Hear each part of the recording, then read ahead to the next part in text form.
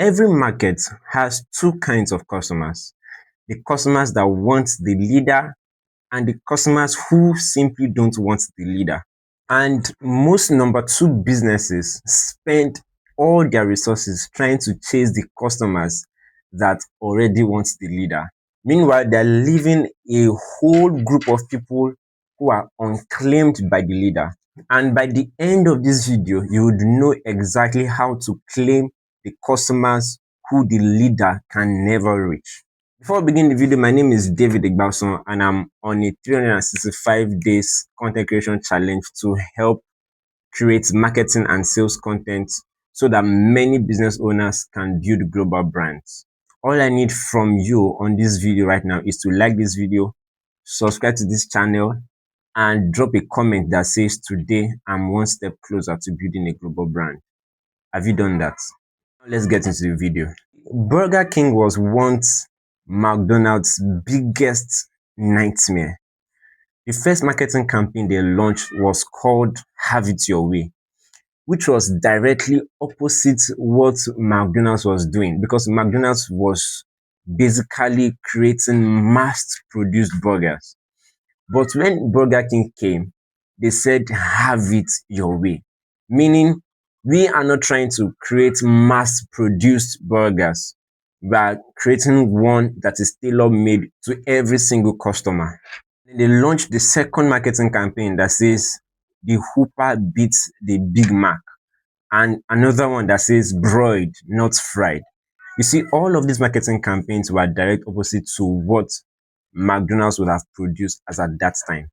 Now, something strange happened. Probably because of a change in management, they began to also copy the psychology or the methodology of McDonald's, that's mass-produced products. And their marketing campaign went suit, began to also copy what McDonald's was doing.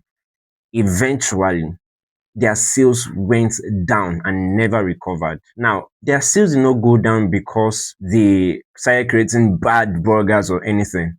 Their sales simply went down because of the laws I'm going to share in this video. If you are a competitor with the number one brand in any niche, there are two things I want you to have at the back of your mind. The first one is this: you must find the leader's strength and turn it into a weakness. You see, MTN currently feels like a big corporate brand, and that is their strength. That strength is also a weakness because it does not really feel interpersonal to people.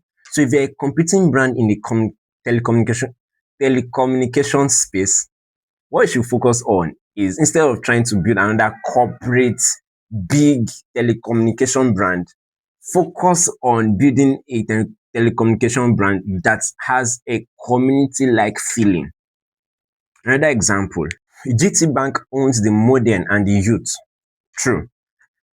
But there is no brand in Nigeria that is focusing on the aged, people who don't really have the tech savviness that other people have.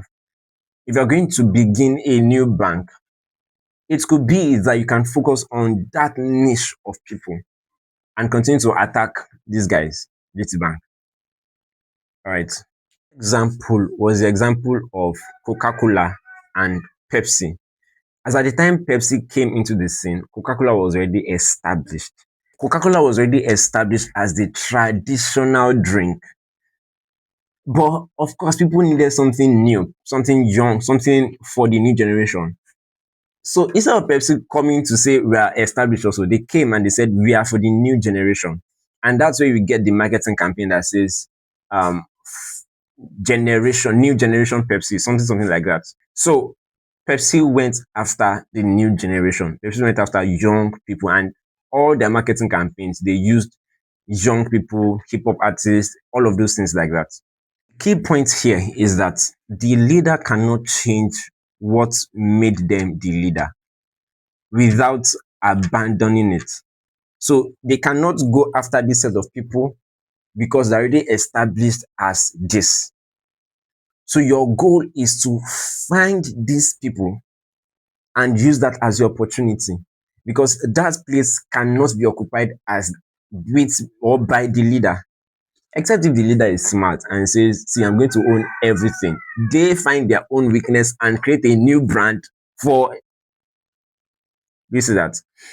A leader can literally find their own weakness and create a new brand to solve that weakness. That's how crazy it can be. Anyways, that I will need you to have at the back of your mind is that you have to be very bold. You have to be very, very, very bold in your marketing. There's nothing like timidity in your marketing. You have to consistently show yourself as the alternative to that leader.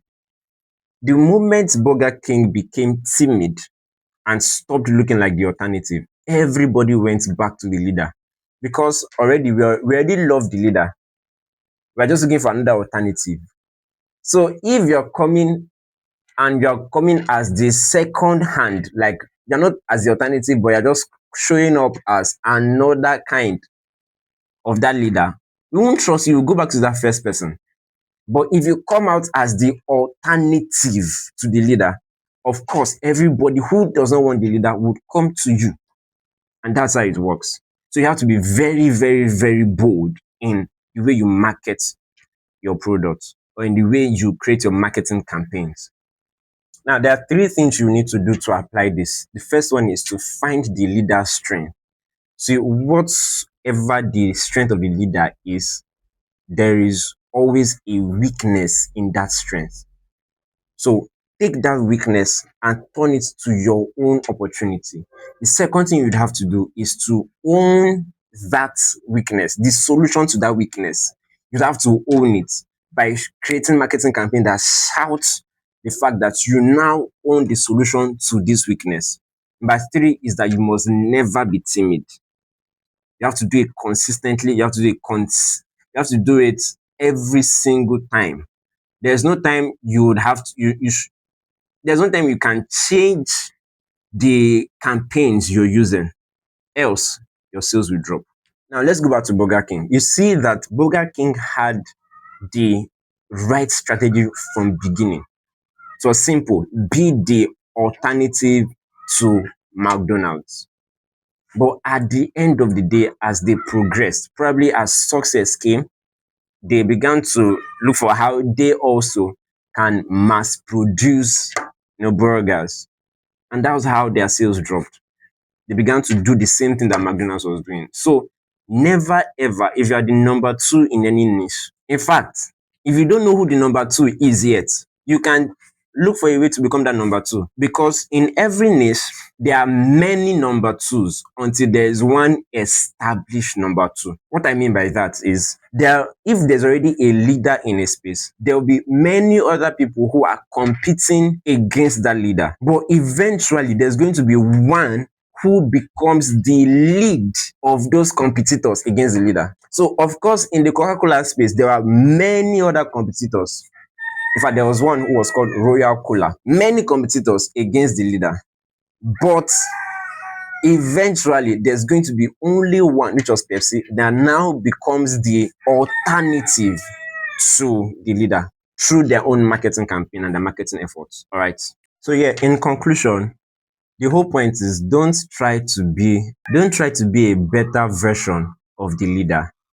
Your job is to be the alternative to the leader, not the better version of the leader. You cannot be the better version of the leader in any niche. All right. Hope this helps. And today we are one step closer to building our global brands. I believe in you. I'll see you in the next video. Cheers.